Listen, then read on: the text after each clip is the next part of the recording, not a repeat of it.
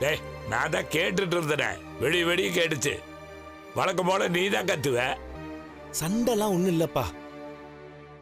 எங்கிட்ட ஏடம். இதெல்லாம் எனக்கு கஷ்டமா இருக்கு. ஐயோப்பா, நீ ஏன்பா கஷ்டப்படுற? ராமாவா? ஆம்பா, நாங்க பாட்டு ஜாலியா 4 பேர் உள்ள உட்காந்துருப்பா. நம்ம வீட்டுல மீனா கூட அதிகமா நல்லா பேசி ஃப்ரெண்ட் மாதிரி இருக்குது யாரு? நீதான். மீனாவுக்கு பல குரல் சப்போர்ட் பண்ணிட்டு இருக்குது. இதெல்லாம் பார்க்கும்போது இப்ப முணுமுணுக்கிறதோட நிக்கலப்பா.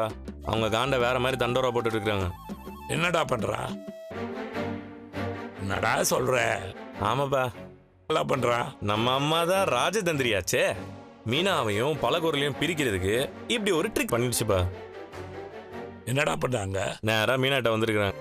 மீனா ரொம்ப வருத்தப்பட்டு இருப்பாள. ஆமாப்பா, ரொம்ப ஃபீல் பண்ணா. வந்த கோவத்துக்கு நேரம் கிளம்பிட்டேன். அப்ப மீனா ஒன்று சொன்னா. எதுக்குங்க இவ்ளோ கோவப்படுறீங்க? வந்து உன்ட்ட சண்டை போட்டு போயிருக்காங்க. போய் அவங்க பொண்ணை போய் கேட்க வேண்டியதானே? நீ எல்லா இடத்துலயும் விட்டு கொடுத்து போறல்ல. யாரு? வேற யாரு? இந்த பழகுறளோட அப்பன் தான். அங்க போய் இன்னும் பிரச்சனை பெருசு பண்ண போறீங்களா? மீனா அவங்க வந்து உங்ககிட்ட சண்டை போட்டு போயிருக்காங்க. மீனா அவங்கள அப்படியே விட சொல்றியா? அவங்களுக்கு ஸ்ருதி அப்பப்போ எனக்காக சப்போர்ட் பண்ணி அத்தை கிட்ட பேசுறாங்கல்ல, அதெல்லாம் அவங்களுக்கு பிடிக்கலட்டாங்க. இதோட விட மாட்டாங்க. கண்டிப்பா இந்த மாதிரி ஏதாவது நிறைய பண்ணிட்டே தான் இருப்பாங்க.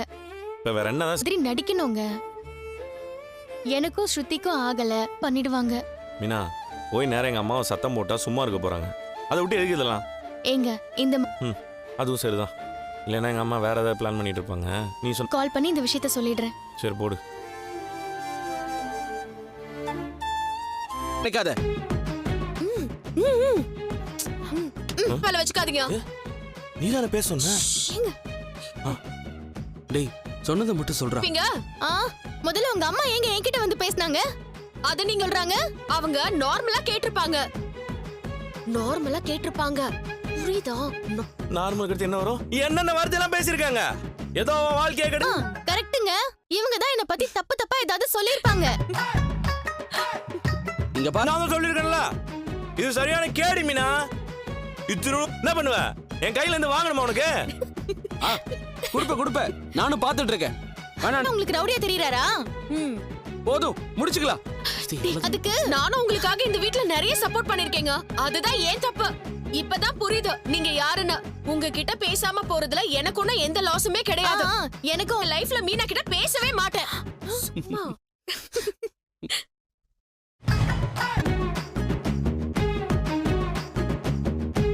அதுக்கு முன்னாடியே ரவி கிட்டயும் ஸ்ருதி கிட்டயும் ஃபோன் பண்ணி விஷயத்த சொல்லிட்டோம்.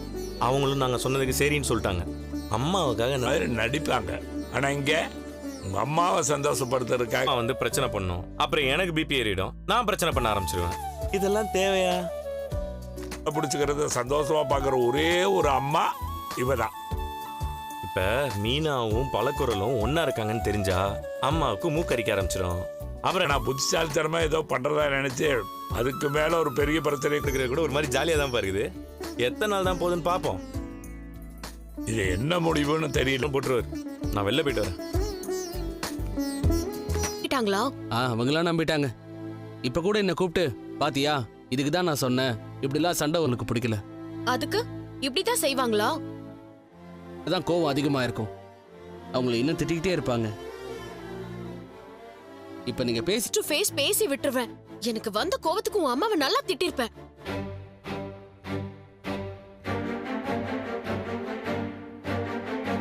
இங்கனே மம்மி, நம்ம ரிலேட்டிவ் விக்னேஷ்னா ஒரு சைக்கோ. உடம்புக்கு என்னாச்சு? உடம்புக்குலாம் இல்ல, மூளையில தான் ப்ராப்ளம். அந்த மாதிரி தானே எல்லா வேலையும் பண்ணிட்டு இருக்க. நான் എന്താണ് ചെയ്തേ? ஏன் உனக்கு தெரியலையா மம்மி? ஏய், உன் மாமியார் தாண்டி என்கிட்ட வந்து சத்தம் போட்டாங்க. ഞാൻ എന്ത് ചെയ്യാനാ? അവളാണ് ആ പെൺകുട്ടികൾ നിന്റെ ലൈഫിൽ പ്രോബ്ലം தான் வரும். அதுக்கு நீ என்ன வேணாலும் பண்ணுவியா? இப்ப நான் ஸ்ருதி வாசுதேவன் இல்ல, ஸ்ருதி ரவி.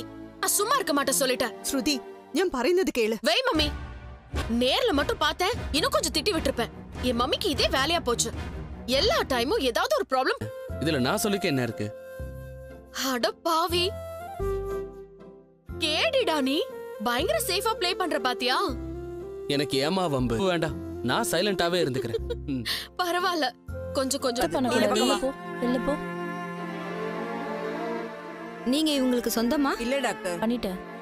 அவங்க பொண்ணு கல்யாணின்னு ஒருத்தவங்க இருக்காங்க. அந்த பையன் ஃபோன் இங்க லக்ஷ்மிங்கிறவங்க அட்மிட் ஆயிருக்காங்கல்ல. பாட்டி எழுந்திருக்கவே மாட்டேங்கிறாங்க. அழாதடா, நான் தான் வந்துட்டேன்ல. வா கல்யாணி, என்ன என்ன போயிட்டா அவங்க எப்படிமா தனியா சமாளிப்பாங்க? அக்கா அவளே இப்பதான் வந்திருக்கா. அம்மா என்ன பாருமா. அம்மா லக்ஷ்மி அக்கா, நாங்க கிளம்புறோம். வா. அம்மா இருங்க, நான் கழட்டுறேன். கல்யாணி, என்னம்மா ஆச்சு உனக்கு? அழாத கல்யாணி. அம்மா நீ எங்க கூடவே இருமா, பயமா இருக்குமா? நேத்துல இருந்து ஒரே படபடப்பா இருந்துச்சு. காலை அழாத. இசிஜி எடுத்ததுல ஹார்ட் ரேட்ல சில ஃப்ளக்சுவேஷன்ஸ்லாம் இருக்கு. மைல்டு அட்டாக் மாதிரி தெரியுது. ஐயோ, அவங்களுக்கு ஆல்ரெடி பிபி இருக்குல்ல, ஆமா டாக்டர். எடுத்துக்கலாம்ல. இல்ல டாக்டர், நான் சென்னையில ஒர்க் பண்ணிக்கிட்டு இருக்கேன். அப்ப அவங்கள கூடவே கூட்டிட்டு போய் பாத்துக்கலாம்ல. நாளைக்கு வரைக்கும் அவங்க அப்சர்வேஷன்ல இருக்கட்டும். ரிப்போர்ட்ஸ் வந்ததுக்கு அப்புறம் மா, இதுக்கு முன்னாடி உனக்கு என்ன? டேய், சொல்லி உன்னை ஏன் கஷ்டப்படுத்தணும்னு தான். நீ ரொம்ப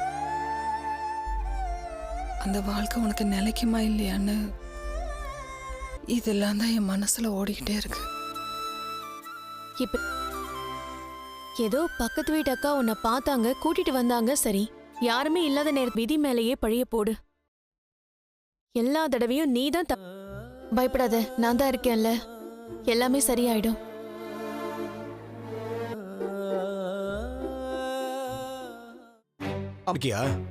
ஆமா மனோஜ், நான் ஈவினிங் வரேன், வைக்கிறேன். ஏய் எங்கடி இருக்க? மனோஜ் கிட்ட நான்